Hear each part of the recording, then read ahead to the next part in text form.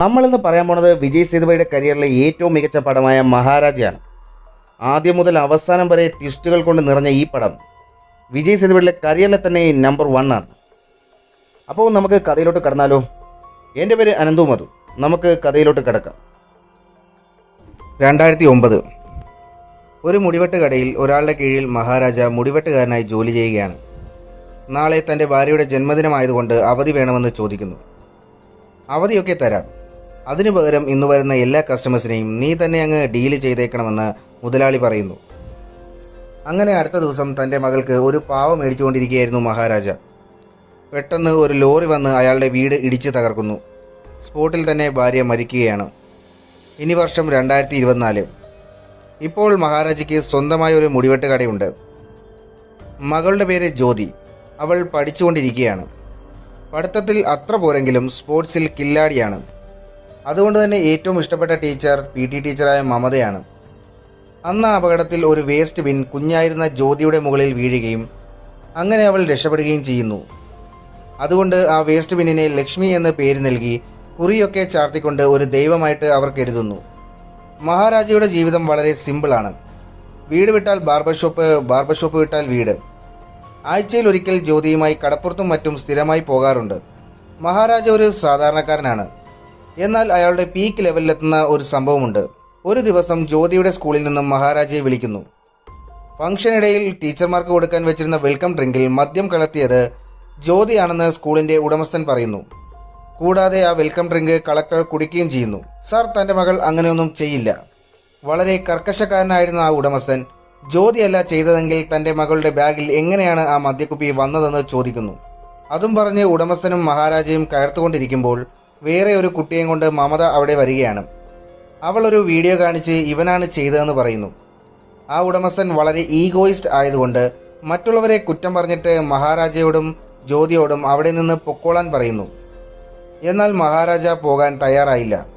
തൻ്റെ മകൾ തെറ്റൊന്നും ചെയ്യാത്തതുകൊണ്ട് സാർ, അവളോട് മാപ്പ് പറഞ്ഞതിന് ശേഷം ഞങ്ങൾ പോകാം. കർക്കശക്കാരനായ ഉടമസ്ഥൻ മാപ്പും പറയില്ല, ഒരു കോപ്പും പറയില്ല. കുട്ടിയെ വിളിച്ചുകൊണ്ട് നീ ഇറങ്ങിപ്പോടാ എന്ന് പറയുന്നു. എൻ്റെ മോൾ ഒരു തെറ്റും ചെയ്തില്ല, അതുകൊണ്ട് സാർ മാപ്പ് പറഞ്ഞേ പറ്റൂ. ഉടമസ്ഥൻ അയാളെ വെളിയിലാക്കുവാൻ സെക്യൂരിറ്റിയോട് പറയുന്നു. സെക്യൂരിറ്റി മഹാരാജയെ വലിച്ചുകൊണ്ട് പോകുന്ന വഴി അവനൊരു കമ്പിയിൽ പിടിക്കുകയാണ്. ഉടുമ്പ് പിടിച്ചതുപോലെ മഹാരാജ ആ കമ്പിയിൽ പിടിക്കുന്നു. എന്നിട്ട് തുടരെ എൻ്റെ മകളോട് സോറി പറയണം സാർ, എൻ്റെ മകളോട് സോറി പറയണം സാർ എന്ന് പറഞ്ഞുകൊണ്ടേയിരിക്കുന്നു. എല്ലാവരും കൂടെ പിടിച്ചിട്ട് മഹാരാജയെ ഒന്ന് അനക്കാൻ പോലും കഴിയുന്നില്ല. കമ്പി വളയാൻ തുടങ്ങി. കമ്പി വളയുന്നത് കണ്ട് ഉടമസ്ഥനും ഭയക്കാൻ തുടങ്ങി. നിറ കണ്ണുകളോടെ ജ്യോതി എന്ന ഉടമസ്ഥനോട് പറഞ്ഞു, സാർ, പ്ലീസ് സാർ, എന്നോട് സോറി പറയണം, ഇല്ലെങ്കിൽ എൻ്റെ അച്ഛൻ അത് ഒരിക്കലും വിടില്ല. മഹാരാജയുടെ ആ പ്രവൃത്തി കണ്ട് ഉടമസ്ഥൻ പേടിക്കുകയും ജ്യോതിയോട് നല്ല താഴ്മയായ രീതിയിൽ സോറി പറയുകയും ചെയ്തു. അങ്ങനെ മകളുമായി മഹാരാജ വീട്ടിൽ പോകുന്നു. അടുത്ത ദിവസം ജ്യോതി സ്പോർട്സുമായി ബന്ധപ്പെട്ട് കുറച്ച് ദിവസത്തേക്ക് ക്യാമ്പിലോട്ട് പോവുകയാണ്. ജ്യോതിയെ മഹാരാജ ബസ്സിൽ കയറ്റി യാത്രയാക്കുന്നു. കൃത്യം 10 മണിക്ക് മഹാരാജ ഷോപ്പ് പൂട്ടി വീട്ടിലേക്ക് പോകുന്നു. ഒരു വലിയ മൂർഖൻ പാമ്പ് ബാത്റൂമിലൂടെ വീടിനകത്തേക്ക് കയറുന്നു.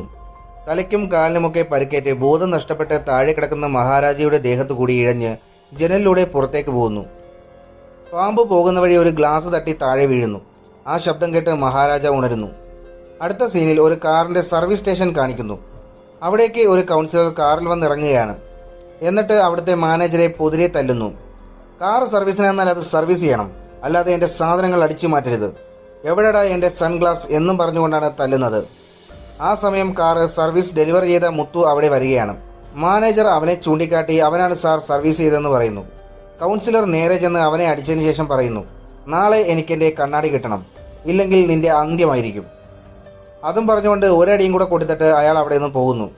വളരെ ദേഷ്യത്തോടും പ്രതികാര ബുദ്ധിയോടും അവൻ കൗൺസിലറെ നോക്കുന്നു. അന്ന് രാത്രി മുത്തു ബാറിൽ ഗ്ലാസുമായി ചെല്ലുന്നു. എന്നിട്ട് അയാളുടെ മുൻപിൽ വെച്ച് തന്നെ ഗ്ലാസ് അടിച്ചു പൊട്ടിക്കുന്നു. അത് കണ്ട് കൗൺസിലറും കൂട്ടരും അവനെ തല്ലാൻ ചെല്ലുന്നു. പക്ഷേ മുത്തു അവരത്രയും പേരെ തല്ലി താഴെയിടുന്നു. അവസാനം കൗൺസിലറിൻ്റെ മുഖത്ത് നല്ല സ്വയംഭരൊരടിയും കൊടുത്ത് അവിടെ നിന്നും കുപ്പിയും അടിച്ചു മാറ്റി പോവുകയാണ്. അടുത്ത സീനിൽ പോലീസ് സ്റ്റേഷൻ കാണിക്കുന്നു.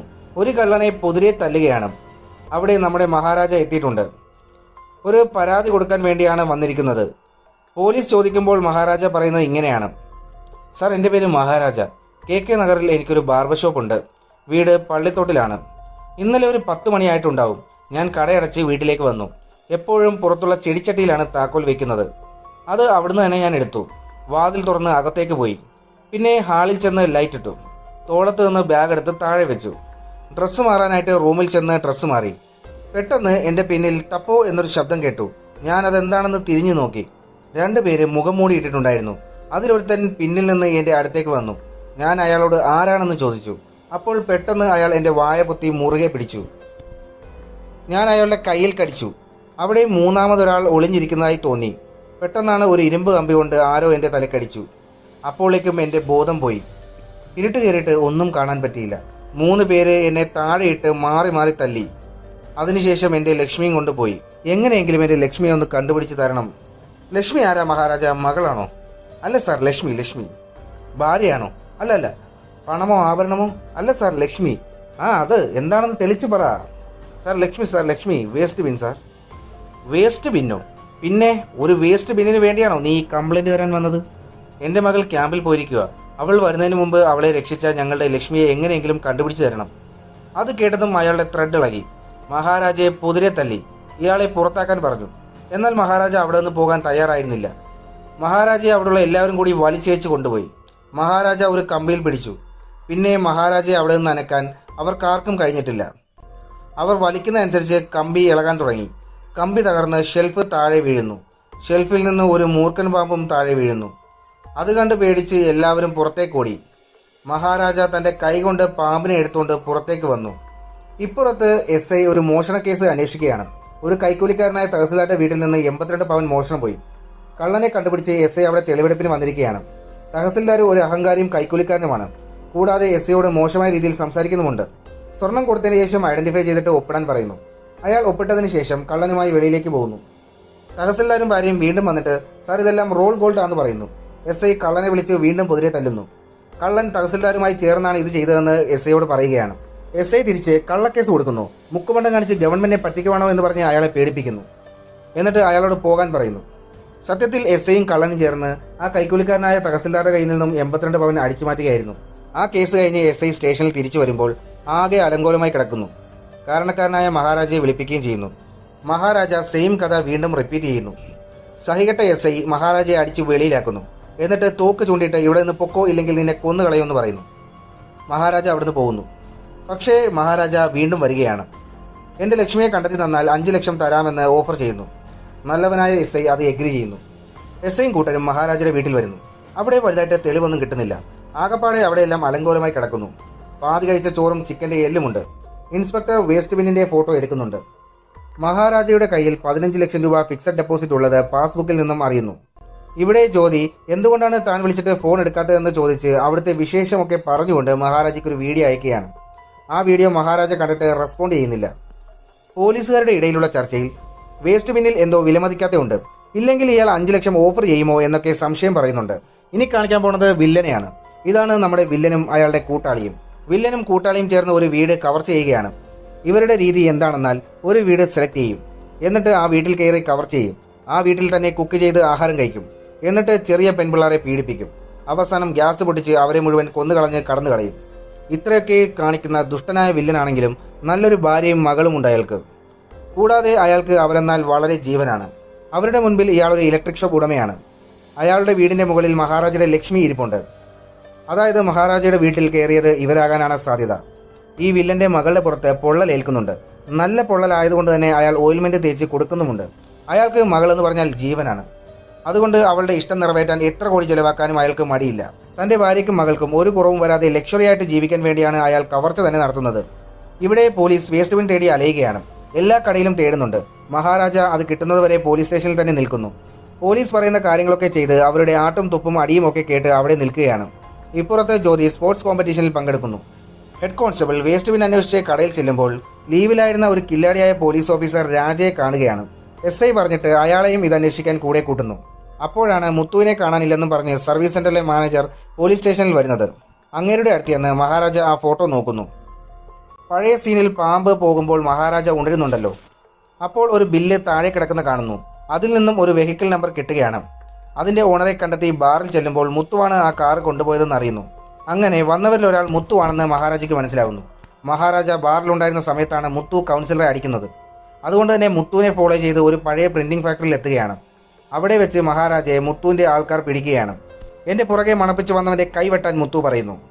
കൈവെട്ടാൻ ശ്രമിക്കുന്നതിനിടയിൽ തുടങ്ങി ബാക്കിയുള്ള സമയം മുഴുവൻ മഹാരാജയുടെ ഒരു അഴിഞ്ഞാട്ടമാണ്. നല്ല കിടിലനിടി. ഇടിച്ചിടിച്ച് മുത്തുവിനോട് ബാക്കിയുള്ളവരുടെ പേര് പറയാൻ പറയുന്നു.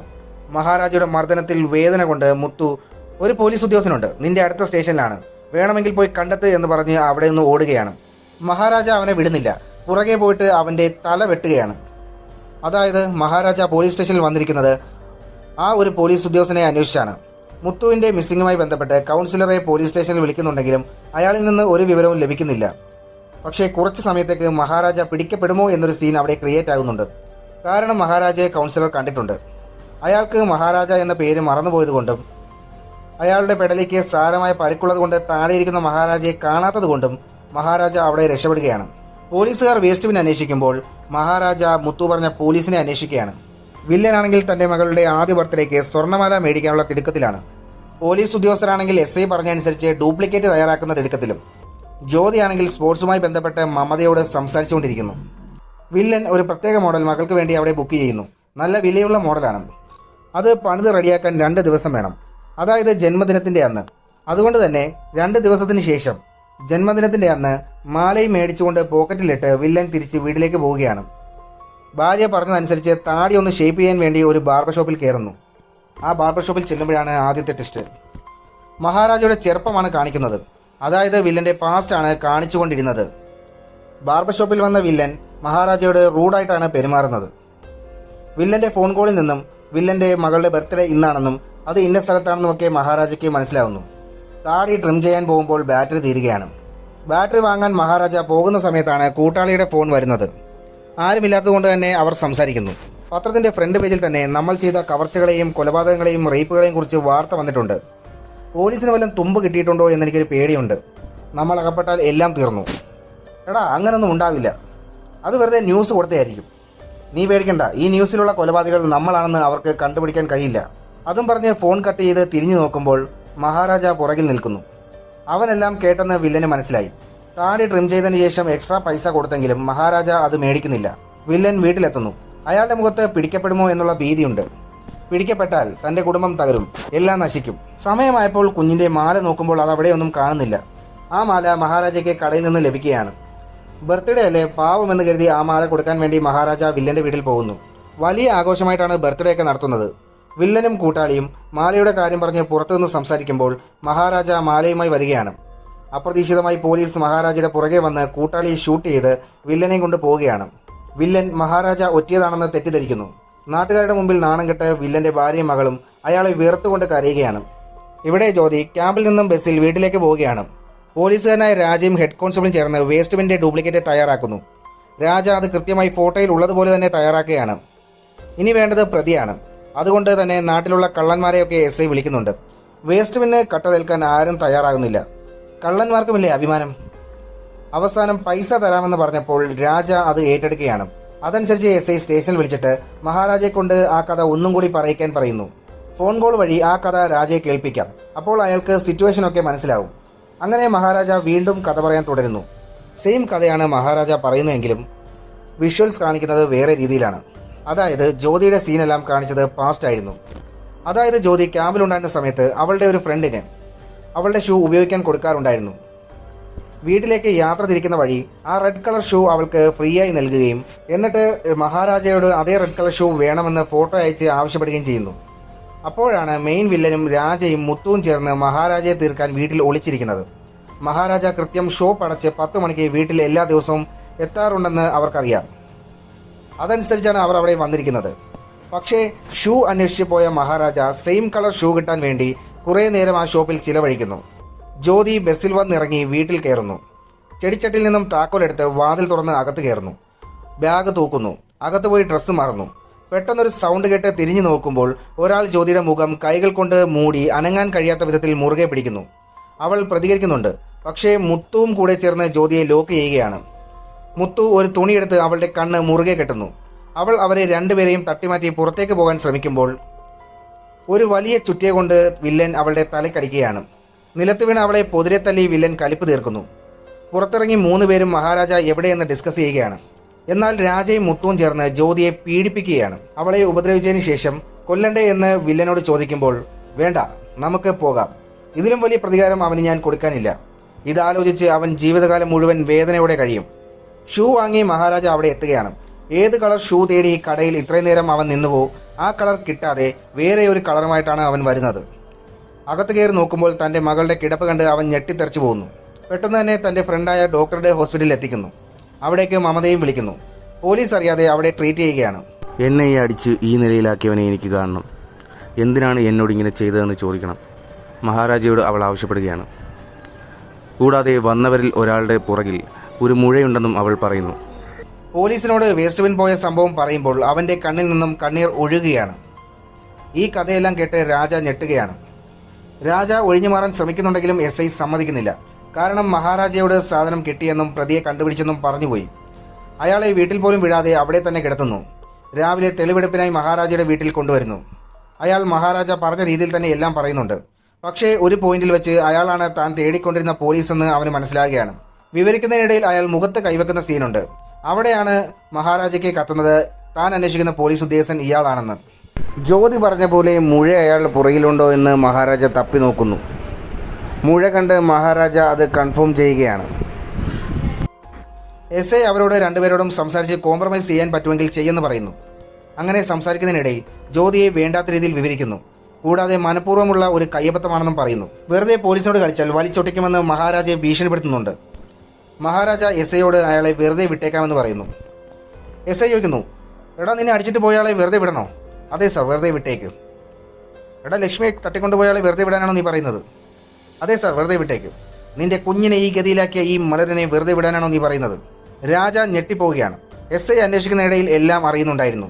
മഹാരാജ, നീ അവനെ എന്ത് വേണേലും ചെയ്തോ, ബാക്കി ഞാൻ നോക്കിക്കൊള്ളാം എന്ന് പറഞ്ഞുകൊണ്ട് വാതിലും പൂട്ടി SI പുറത്തേക്കിറങ്ങി. മഹാരാജ അവനെ പൊതിരെ തല്ലി അവസാനം അവന്റെ കഴുത്തറുത്തുകൊണ്ട് അവനെ കൊല്ലുകയാണ്. SI വില്ലൻ ഇരിക്കുന്ന ഇടം പറഞ്ഞു കൊടുക്കുന്നു. ഒരു പണി നടക്കുന്ന ഒരു ബിൽഡിങ്ങിലാണ് വില്ലൻ ഉള്ളത്.